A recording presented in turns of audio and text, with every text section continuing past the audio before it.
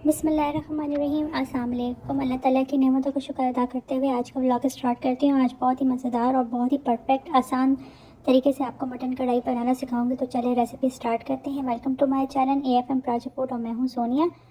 कढ़ाई के लिए हमें किन किन इंग्रेडिएंट्स की ज़रूरत है, तो चलिए स्टार्ट करते हैं। लहसुन पाउडर 1 टीस्पून, भुना हुआ ज़ीरा 1 टीस्पून, 1/4 कप दही, काली मिर्च पिसी हुई 1 टीस्पून, हरी मिर्चें 4 से 5 अदद, उनको मैंने लंबाई की शेप में इस तरह काट लिया। 1 चम्मच नमक का लेंगे।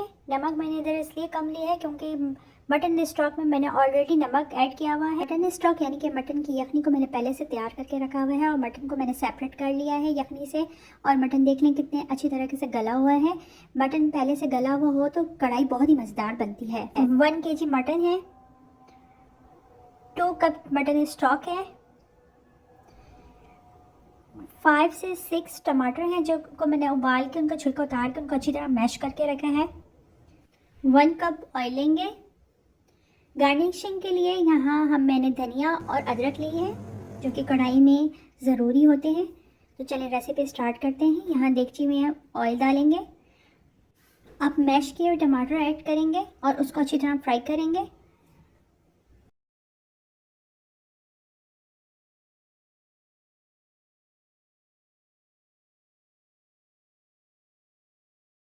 जैसे कि टमाटर में से अब पानी निकल आए हैं, अब हम इसको कढ़ाई को कवर करके उसको मीडियम आंच में 10 से 15 मिनट पकाएंगे।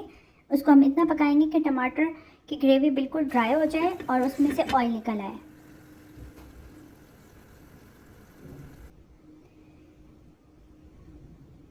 15 मिनट बाद जैसे कि आप देख रहे हैं टमाटर का पानी खुश्क हो चुका है और ऑयल देखिए ऊपर आ चुका है।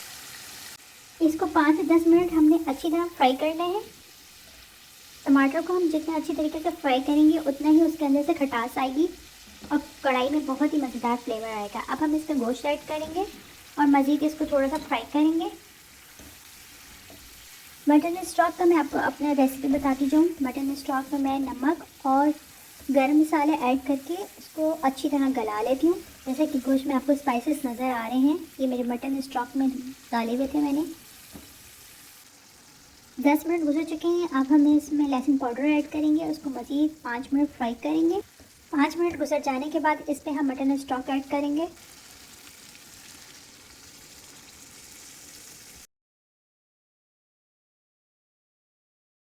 अब हम डेगची को कवर कर देंगे और 15 मिनट दरमियानी आंच में इसको पकाएंगे।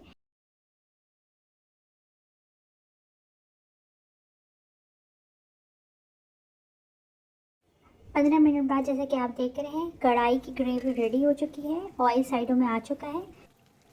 बहुत ही ज़बरदस्त देखें कढ़ाई का कलर आ चुका है। इसको अब हम तकरीबन 10 मिनट हल्की आंच में फ्राई करेंगे ताकि गोश्त भी ना टूटे और जो कढ़ाई है वो अच्छी तरह भून जाए।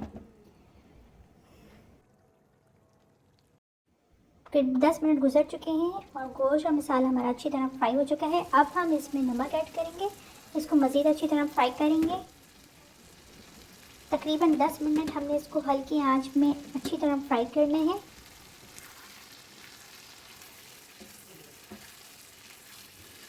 10 मिनट हमारे गुजर चुके हैं और मसाला हमारा अच्छी तरह फ्राई हो चुका है। अब हम इसमें हरी मिर्च ऐड करेंगे और दही ऐड करेंगे। दही ऐड करने के बाद हम तकरीबन सिर्फ 5 मिनट इसको मीडियम आंच में कुक करेंगे। हम दही ऐड करने के बाद बस इसको इतना कुक करेंगे कि दही का पानी खुश्क हो जाए।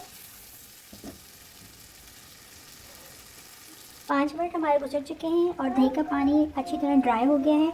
अब हम इसके ऊपर अदरक गार्निश करेंगे।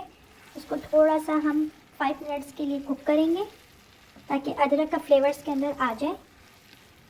अदरक को लास्ट में डालने से इसका बहुत ही मज़ेदार फ्लेवर कढ़ाई के अंदर आता है, जिससे कढ़ाई में बहुत ही मज़ेदार जायका आता है। आखिर में मैं इसमें भुना हुआ ज़ीरा ऐड करूँगी। भुना हुआ ज़ीरा जो कि मैंने 1 टीस्पून लिया था, उसको हाथ से मैं अच्छी तरह दरदरा करके डाल दूँगी। अगर आपसे हाथ से दरदरा ना हो तो आप उसको सिलबट्टे में या धोड़ी में भी दरदरा करके डाल सकते हैं। साथ ही इसमें पिसी हुई काली मिर्च ऐड करूँगी। काली मिर्च और भुना हुआ ज़ीरा ऐड करने के बाद हम इसको बिल्कुल मिक्स नहीं करेंगे। इसको हम 5 मिनट के लिए हल्की आंच पे दम पे लगाएंगे। 5 मिनट गुजर जाने के बाद इसके ऊपर हम अदरक और हरा धनिया डाल के गार्निश कर लेंगे।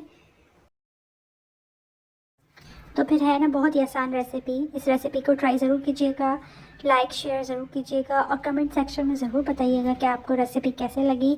इंशाल्लाह नई रेसिपी के साथ दोबारा हाजिर होंगी। चैनल पर नए आने वालों से मेरी रिक्वेस्ट है कि मेरे चैनल को सब्सक्राइब ज़रूर कर दें। इंशाल्लाह नई रेसिपी के साथ हाजिर होंगी। तब तक के लिए अल्लाह हाफिज़।